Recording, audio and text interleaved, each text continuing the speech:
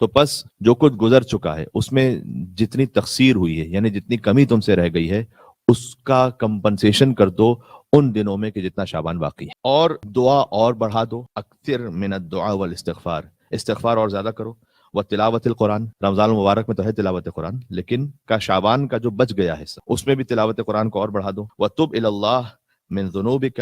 اور اپنے گناہوں سے توبہ کر لو، لیقبل شہر اللہ الیک، اس لیے کہ اللہ کا مہینہ اب تم تک آ رہا ہے، تو یہ ساری پریپریشن ہے، وانت مخلص للہ عز وجل، تو جب اللہ کا مہینہ تم تک آ رہا ہے تو تم خالص اللہ کی بارگاہ میں پہنچو، اس لیے دعا بڑھا دو، استغفار بڑھا دو، تلاوت قرآن بڑھا دو، اور جو کچھ شعبان میں کمی رہ گئی اس کو کمپنسیٹ کر دو، جتنے دن بچے ہیں شعبان کے ان میں۔ تو کیسے کمپنسیٹ کریں؟ دعا، استغفار، تلاوت قرآن۔ اس کے بعد فرمایا امام رضا علیہ السلام نے وَلَا تَدَعْ أَمَانَةً فِي عُنُقِكَ إِلَّا أَدَّيْتَهَا، اگر کوئی امانت تمہاری گردن پر ہے جس کا وقت آ چکا ہے اس کو ادا کر دو۔ ایک امانت انسانوں کی ہوتی ہے، کوئی امانت اللہ سبحانہ وتعالیٰ کی طرف سے ہوتی ہے، وہ امانت ادا کرو، لیکن ساتھ ہی حقوق العباد کو اس طرح سے جوڑا امام علیہ السلام نے کہ فرمایا وَلَا فِي قَلْبِكَ حِقْدًا عَلَى مُؤْمِنٍ إِلَّا نَزَعْتَهُ، رمضان کی تیاری اس طرح سے کرو، شعبان کا آخری جمعہ تھا، امام رضا علیہ السلام اب اصل تہروی سے کہہ رہے ہیں کہ اگر کسی مومن کے لیے کینہ تمہارے دل میں ہے تو رمضان سے پہلے پہلے اس کینے کو نکال باہر، اکھاڑ، یہ لفظ ہے امام کا۔ وَلَا ذَنبًا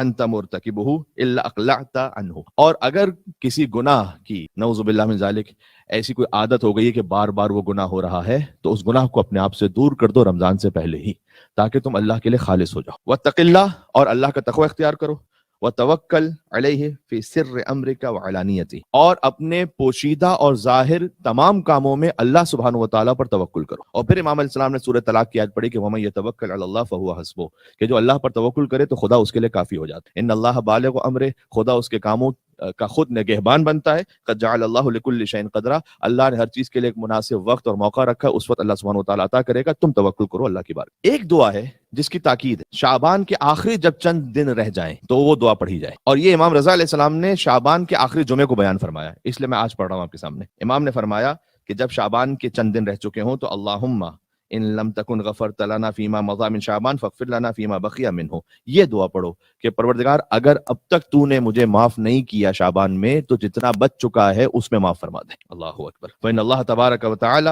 یعتق فی هذا الشهر رقابا من النار لحرمت شہر رمضان، رمضان مبارک میں تو اللہ سبحانہ وتعالیٰ معاف کرتا ہی۔ امام نے فرمایا کہ اب جو شعبان کے دن بچے ہوتے ہیں نا اس میں اللہ سبحانہ وتعالیٰ آتش جہنم سے انسانوں کی گردنوں کو آزاد کرتا ہے رمضان المبارک کی حرمت اور اس کے احترام میں اور اس کے استقبال، یعنی ایک پروٹوکول ہے۔ تو رمضان المبارک جب آ رہا ہے تو پھر ماہ رمضان کے لیے اللہ سبحانہ وتعالیٰ اس حرمت کا خیال رکھتا ہے اور شعبان ہی کے آخر میں گناہوں کی مغفرت کر دیتا۔ ایک ادب اور ہے، ایک تو یہ دعا پڑھیں، اس کو آپ بعد میں سن لیجئے گا، اللہم ان لم تکن غفرت لنا فیما مضی من شعبان، پروردگار اگر اب تک تو نے مجھے شعبان میں معاف نہیں کیا فاغفر لنا فیما بقی منہ، تو بس معاف فرما دے اس شعبان کے ان دنوں میں کہ جو اب تک باقی ہیں ان میں معاف فرما دے۔ تاکید ہے کہ شعبان کا اختتام کیسے کرے انسان، 3 روزوں سے یا کم از کم 1 روزے سے کرے اور اس کو ملا دے رمضان المبارک سے، یہ بھی فرمان امام رضا علیہ السلام ہے۔ امام نے فرمایا من صام 3 ایام من آخر شعبان، کہ جو آخری شعبان میں 3 دن روزہ رکھ لے، تو احتیاطاً یہ کہ نہیں معلوم کہ شعبان 29 کا ہونے والا ہے یا 30 کا ہونے والا ہے، تو بہرحال 27 28 29 روزہ رکھے اور 30 ہو جائے تو پھر 30 کو بھی روزہ رکھ لیں تاکہ وہ آخری 3 دن پورے ہو جائیں۔ وہ وصلہ بشہر رمضان، اور اسے متصل کر دے